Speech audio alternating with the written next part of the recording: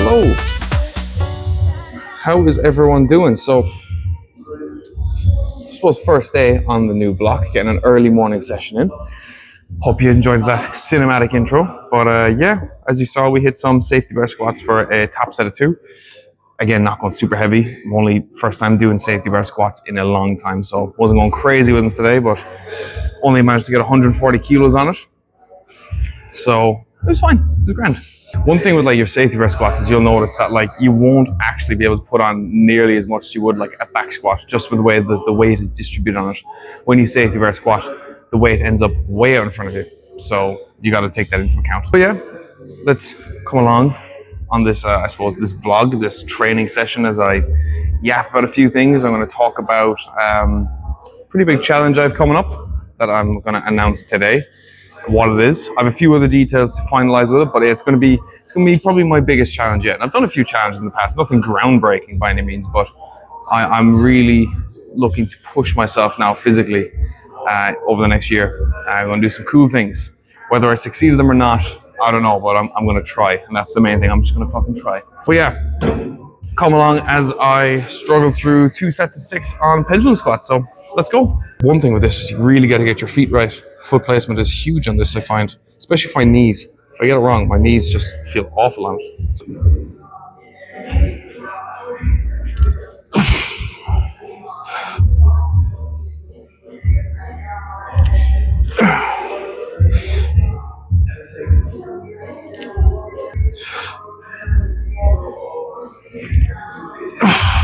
Yeah, all right.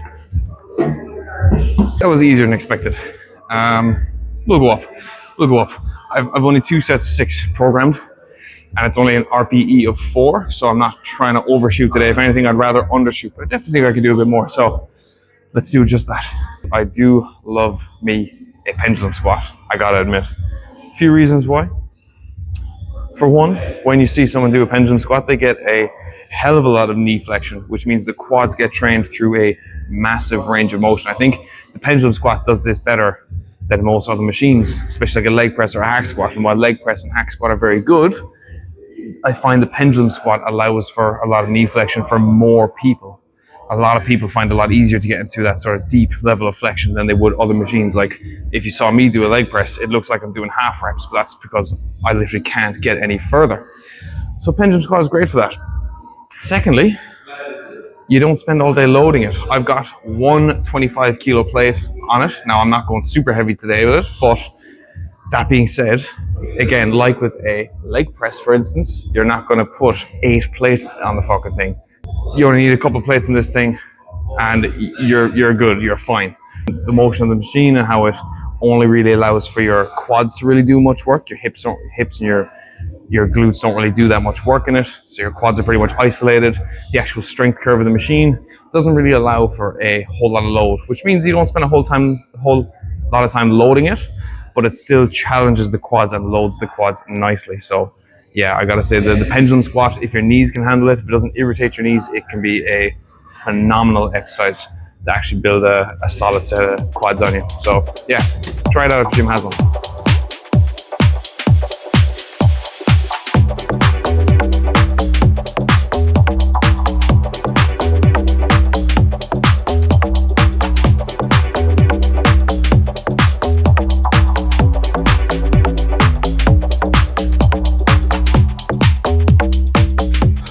Oh, hello again.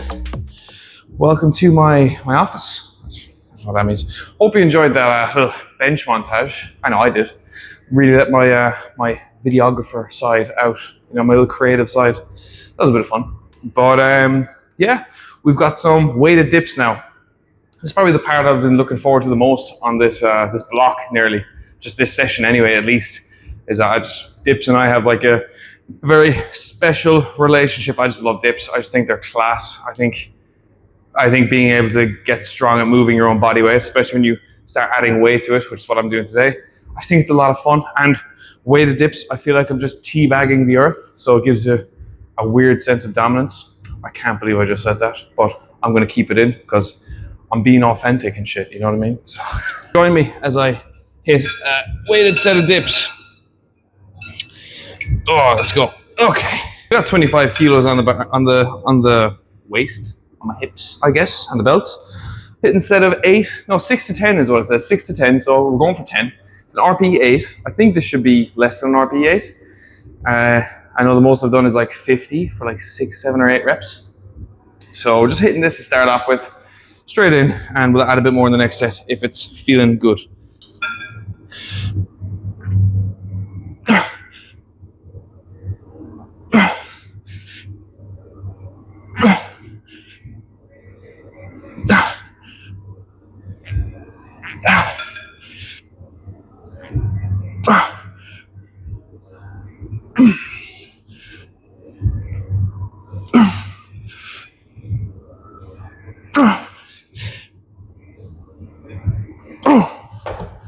Oh, not bad. Whew. Right, a little bit extra weight, so let's do it. This will be a bit of fun, I think, hopefully. Make sure my shoulder stays attached and all that. Make sure my pec stays attached and everything just stays in one piece. That's the plan anyway. It'd be really embarrassing to just blow my shit out on day one, but we'll see. Actually, here's a tip for your dips when you're doing them if you want to get the most out of them. A lot of people do them with a really big chest, shoulders back, feet behind them, right? Don't do that. Your pecs will start in a stretched position. You won't have as much range as you think. You won't be able to get as far as you can. And a lot of people, when they stand in this really extended position like this, you end up just rocking back and forth as opposed to actually traveling through like a full range of motion through your like elbows, through your shoulders, through your pecs, I guess, although it's a very elbow dominant, tricep dominant movement, depending how you perform it, obviously. So yeah, when you're doing weighted dips, this kind of goes with push-ups as well. You want to think your shoulders want to be protracted, so they're actually driven forward. You want your abdominals crunched, so you're in a sort of braced position. You almost want like a hollow body hold position. And I actually like to keep my feet slightly in front of me. It just makes holding that hollow body position a little bit easier. Allow your shoulders and your joints that are involved in the movement to travel through a bigger range of motion. And generally it's better for strength with calisthenic movements. Any high level calisthenic athlete, this is the way they do these. So I'm taking a leaf out of their book. This is how it's done, hollow body position. I'll show you what it looks like. Okay, so a lot of people will do dips like this, right? They'll be up here. This is what we're looking for. Shoulders forward, core tight, feet in front or at least below us. And then we go.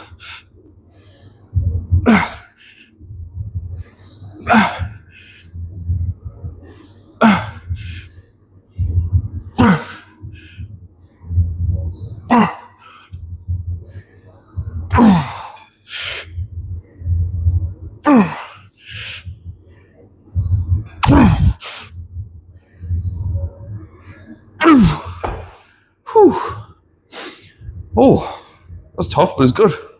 Yeah, that's how you do dips, I think. Anyway, hopefully that looks right. Any calisthenic athletes who come across this video, rate my dip form. Just rate it, please, because I want to know. But yeah, on to the next.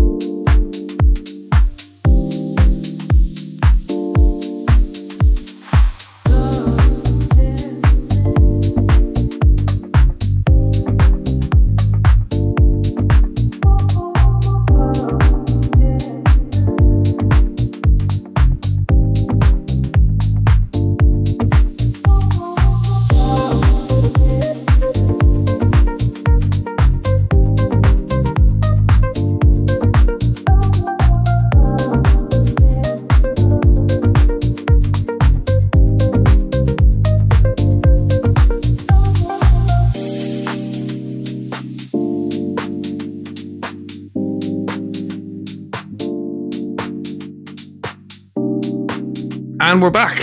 We're here on the couch back home. I actually recorded the, I suppose, yap portion of this video, or the outro, I guess, or what I wanted to talk about in the car right after I finished training, but I forgot to press record. So let's do it again, shall we? Not gonna lie, really good fucking session. That was a damn good strength session right there. And it's the first week of, I suppose, my second power building block, but it's probably the first week that I am properly back on hybrid training, back into it, full time, full swing, with some big goals ahead. And that's kind of what I want to talk about. And also, hope you enjoyed that little montage at the end there. Definitely sort of leaning into the creative side a little bit. If you follow me on my Instagram, you'll know I made like probably the best video I've ever made on it, just from the sort of training footage. And if you're not following my Instagram, what's wrong with you? Follow my Instagram. Let's talk about the title of the video. And what it says is, if you look down there, just there, it says, my biggest challenge yet. And that's exactly what we're talking about today. My biggest challenge yet. Over the years that I've been training, I suppose weight training, strength training, and running, kind of a mix of that. It's been like 8 years-ish, almost. It's coming up to a decade, I guess. But training, including like martial arts, I've been training for now like 15 years, easily. And I've done a lot of challenging things, physically and mentally challenging things, from competing in combat sports, boxing, kickboxing, taekwondo, mostly boxing and taekwondo.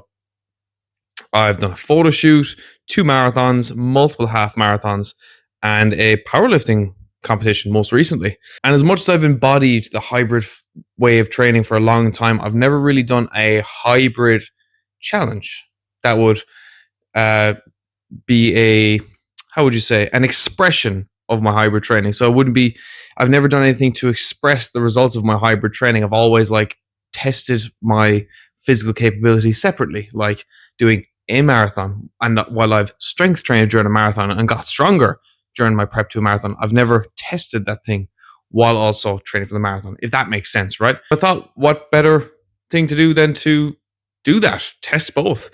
So I'm currently in prep for a same day endurance and strength focused challenge.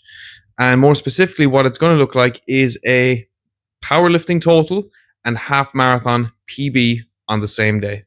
Yep, you heard that right. On the same day, I'm going to hopefully compete in a powerlifting competition if dates line up properly, and run a half marathon, and my fastest half marathon to date. And also, ideally, in the powerlifting competition, or at least when I test my powerlifting total, it's going to be better than my previous total, which is 605 kilos, which is what I did in competition. So yeah, this is it's pretty exciting stuff. It's interesting stuff. It's going to be good. It's definitely a goal that really pushes me, to be honest. And the half marathon one is the interesting part, because that'll be after the powerlifting total. It'll be like the testing the powerlifting in the morning, half marathon in the afternoon/evening. It's going to be good. And this is a challenge that's going to be a sort of a segue into a sort of real hybrid journey. I want to really take this to the next level, and I have more challenges coming up in the future, specifically one coming up early next year. So this is going to be like this challenge will be like a segue into that one. So I'm going to train my ass off for this one, take a rest, and then take a 1, maybe 2 week rest if needed, and then straight into training for the next one. And the next one's already lined up. The date's already set. I know exactly what it is, but I'll talk about it sooner today. I'm going to let hype for this one build up a little bit.